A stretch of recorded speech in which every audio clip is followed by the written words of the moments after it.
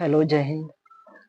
आशा करता हूँ आप सब बहुत अच्छे होंगे और एसएससी जीडी के एग्ज़ाम में बहुत कम टाइम बचा हुआ है।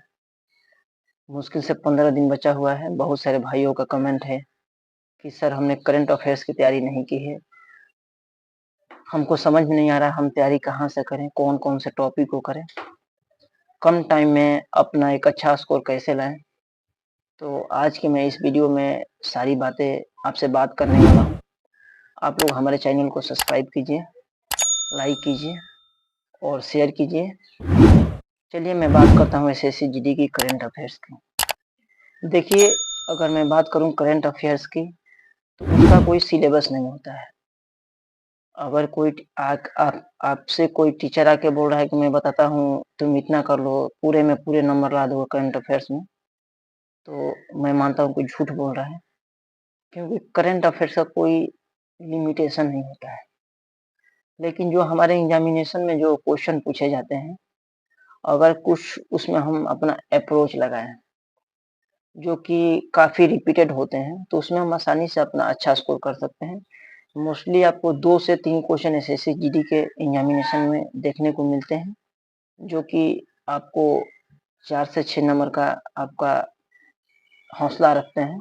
मैं मानता हूँ कि आपके सिलेक्शन में काफ़ी इम्पोर्टेंट रोल निभा सकते हैं। देखिए, मैं बात करूँ करंट अफेयर्स की, तो मैं आपको कुछ इम्पोर्टेंट टॉपिक बताने वाला हूँ। उसके लिए आप स्पेशल कर लीजिए। अगर इसके बाद आपके पास टाइम बचता है तो आप कर सकते हैं, कोई दिक्कत नहीं, मंथली कर सकते हैं। लेकिन देखिए क्या होता है कि मंथली करेंगे, कम से कम हमको 1 साल का तैयारी करना है, तो हम उतना याद नहीं रख पाते हैं या फिर एग्ज़ाम का लास्ट टाइम है, हमारे पास टाइम नहीं रहता है। तो मैं आपको कुछ इम्पोर्टेंट टॉपिक बता रहा हूँ, आप उसको तैयारी कर लीजिए। अगर उतना कर लेंगे तो 3 में से 2 क्वेश्चन आप आसानी से आपका लड़ जाएगा। तो मैं मानता हूँ 2 क्वेश्चन भी अगर आपका हो जाएगा तो आपका काम हो जाएगा। देखिए, जो सबसे मोस्ट इम्पोर्टेंट टॉपिक पहला आता है वो आता है रैंकिंग। किस इंडेक्स में भारत की कितनी रैंकिंग रैंकिंग रही है? फर्स्ट ऑफ ऑल भारत की कितनी रैंकिंग रही है? दूसरी उसमें फर्स्ट कौन रहा है? फर्स्ट और रैंकिंग, भारत की रैंकिंग कितनी रही है और उसमें फर्स्ट कौन रहा है? इतना आप कर लीजिए। इसकी आने की बहुत ज़्यादा चांस है क्योंकि प्रीवियस एग्जाम में बहुत सारे क्वेश्चन इससे पूछे गए हैं। उसके बाद जो आपका अगला आता है वो आता है नियुक्तियाँ। जितने भी नियुक्ति हुई है, रॉ का अध्यक्ष कौन बना है, नीति आयोग का उपाध्यक्ष कौन बना है, हमारे अभी कौन मंत्री किस विभाग का है, तो आप उसको तैयार कर लीजिए, वो काफ़ी इम्पोर्टेंट है, वहाँ से क्वेश्चन आते हैं।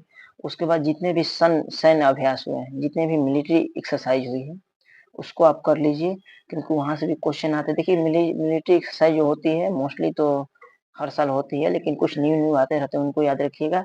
वो कहाँ पर हुई है उसको याद रख लीजिएगा। उसके बाद जितने भी सम्मेलन हुए हैं, जैसे G20 का हुआ है, आसियान का हुआ है, यूएनओ का कहीं बैठक हुई है, तो वो सबको आप कर लीजिए। उसके बाद जो आपके स्पोर्ट वाले होते हैं, कौन-सा टूर्नामेंट किसने जीता, किस खिलाड़ी को वहाँ पर मैन ऑफ मैच दिया गया, किस खिलाड़ी को मैन ऑफ द सीरीज दिया गया। उसके बाद जो आपका मोस्ट इम्पोर्टेंट आता है, वो आता है चारों टेनिस का जो टूर्नामेंट होता है, जो हमारा फ्रेंच ओपन होता है, अमेरिकन होता है, विंबलडन होता है। तो उसको आप कर लीजिए। वहाँ से एक क्वेश्चन तो देखने को मिलता है।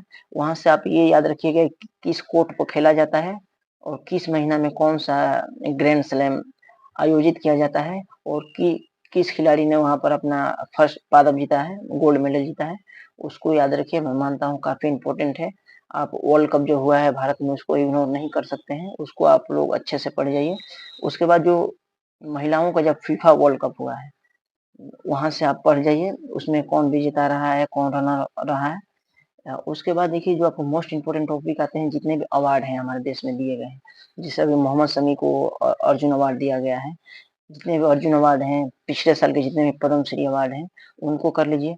उसके बाद हमारे देश में जितने इंडेक्स आते हैं, जैसे ईज़ ऑफ डूइंग इंडेक्स आता है, तो वो देख लीजिए कि उसमें कौन फर्स्ट किया है, वो सब देख लीजिए। तीसरी बात, योजना आप कर सकते हैं, जितनी भी सरकार की योजना आई है, उसको आप कर सकते हैं।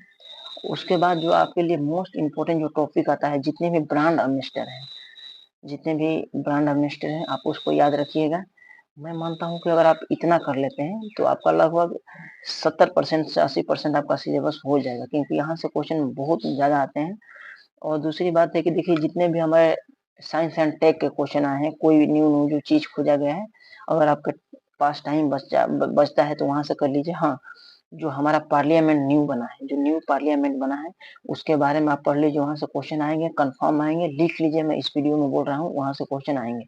उसके बाद जो G20 का जो सम्मेलन का बैठक हुआ था हमारे देश में, उसको इग्नोर मत कीजिए, वर्ल्ड कप को इग्नोर मत कीजिए। मैं मानता हूँ इतना कर लेते हैं तो आपका काम हो जाएगा, और अगर 2 क्वेश्चन फँस गए तो आपका काम हो जाएगा। मैं इस वीडियो को यहीं पर समाप्त करता हूँ। आप लोग अपनी तैयारी को बूस्ट अप रखिए। जय हिंद, जय भारत। अपने भाई को सपोर्ट कीजिए, और अपने भाई मानते हैं चैनल को शेयर कीजिए। आपका भाई आपसे विदा लेता है। जय हिंद।